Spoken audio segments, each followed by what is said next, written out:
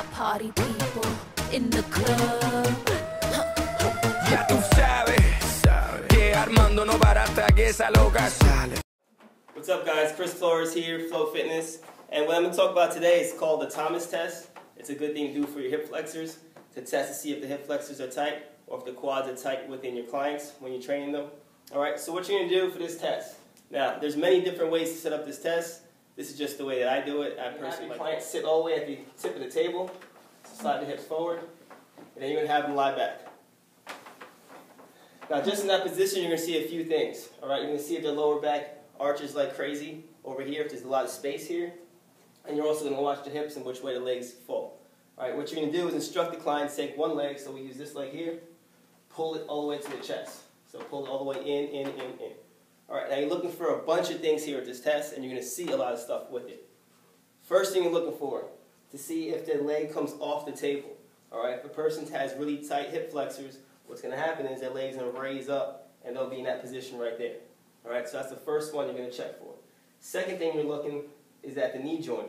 If the foot is out here, you know that quad muscles are extremely tight. Alright, so you know the muscles, not only the rectus, but the other muscles in there are super tight.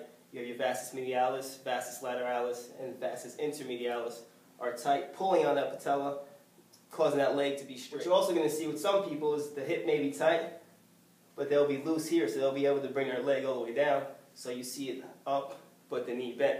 Alright, in that case, you know it's mostly hip flexor. Alright, some people you'll see the leg be all the way down, and he's really tight, so we have to lower this leg a little bit to get it down. You'll see the leg actually down, but it'll be straight out here. Alright, that way you know all the tightness is all within here, because the leg's straight, but it's loose in the hip, so the hip is dropped down. Okay? Another thing you're going to notice, as they pull up, they'll try and compensate, and they'll have a lot of space in here. So you'll see some people arch here, so this will be up, and this will be down, so you got to look to see if it's coming from here, or is it coming from here. Alright, if their hips are super tight, they're going to try and compensate by arching their back here. And then when they do a lot of workouts or whatever they're doing as far as lifting and squats, you're going to notice that they try to arch their back when they do everything and cause a lot of stress. Because most people with the Thomas test, is they'll kind of end there. They'll say, alright, we have tight hip flexors, or your quads are really tight, and they'll work on that. The other thing you need to look for with this test is that when they pull their leg in and they're in this position, look at the angle of the knee and the foot.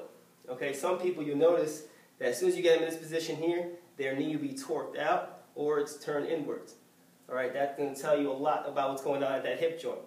Also at the foot, you'll see that foot externally rotate or internally rotate, depending on the person.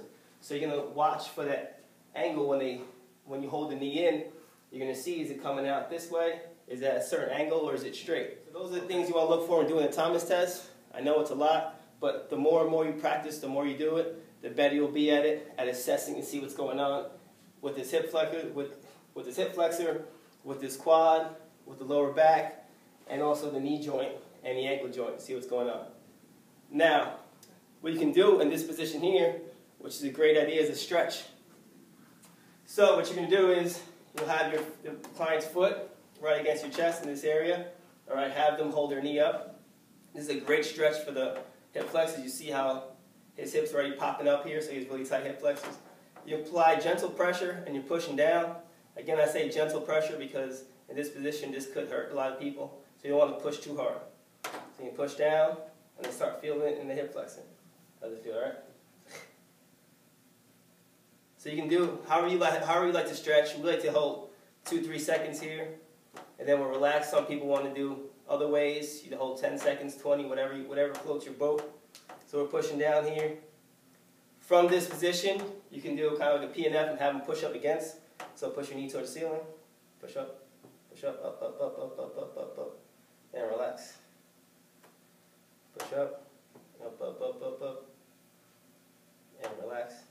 What I like to also do in this position here, while I'm stretching the client out, is take my inside foot, hook it around their foot, and that way you get that stretch all through the quad and hip flexor. So you're hooking the foot in, you're pulling in with your foot, and then you're pushing down, and they're going to feel a real good stretch right in that quad and hip flex area. Dale, muñequita o mira que tú estás rica.